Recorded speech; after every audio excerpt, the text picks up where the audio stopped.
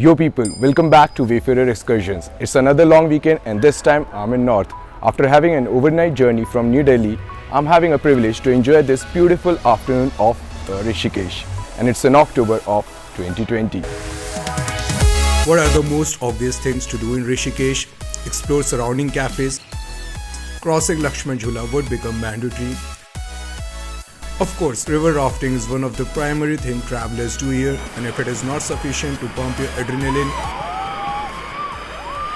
go for bungee jumping.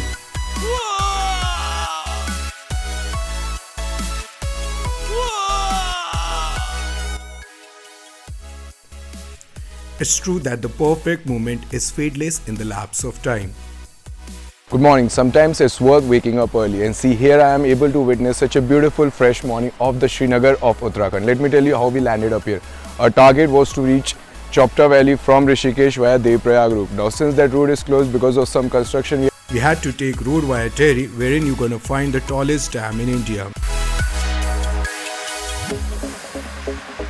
those guys doing the rafting single-handedly. Oh, it's amazing. It's amazing to see such things. Beside Alaknanda River, we stayed at this nice and vast 5-acre camping site. Considering the limited number of days, we left from Srinagar early in the morning to reach to Chopta Valley, which is around 60 kilometers, and Google gonna show you 2 hours. But due to ever ongoing road construction and traffic, comfortably add 2 more hours to it.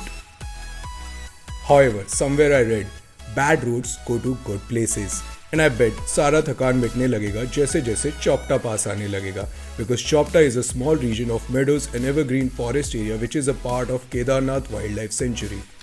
So this is the place we were tracing since last couple of days. We are in the main Chopta, as in from where the trek is going to begin. Remember that network coverage is going to be an issue of this trek. It's 3 o'clock and we are on our way to Tungnath. Look at this beauty. This is the charm.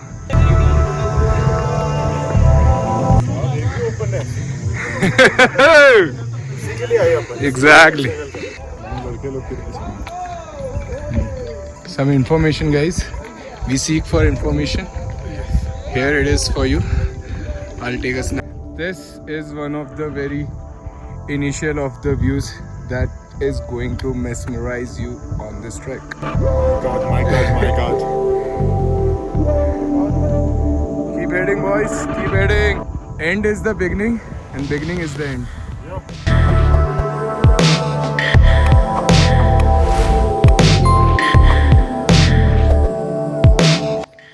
It's 4:20 and it's been less than 2 hours and we have almost reached to the Tungnath. Chandrashila is still 1 hour away. We are targeting to witness the sunset. They're saying it could happen by 6:30, so perhaps we'll be able to make it, but enjoy the view. It's crazy. This is the Tungnath top we were discussing about. Dear Tungnath temple with a great view.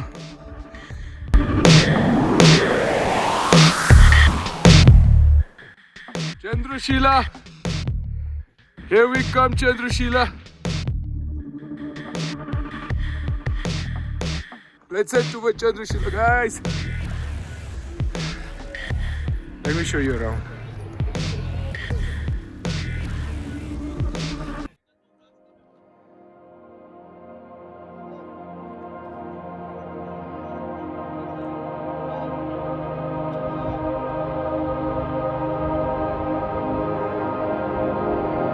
This is the Chandrashila top. As we promised, we reached on time. It's 6:05 and we are at Chandrashila. So this was our basic destination since the day we left Delhi. Look at this, guys.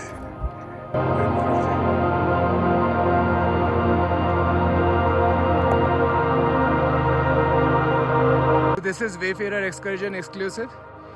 We just got to know that this is the winter line and allegedly it can be seen from in the world, around the world. Some key points. Chopta base to Tungnath is around 3.5 kilometers and another 1.5 kilometer to Chandrashila. Don't restrict yourself till Tungnath, go to Chandrashila. Overall trek is relatively easy and accessible throughout the year. Camping is not allowed in Chandrashila and just few stay options available in Tungnath. Staying in Chopta would be recommended.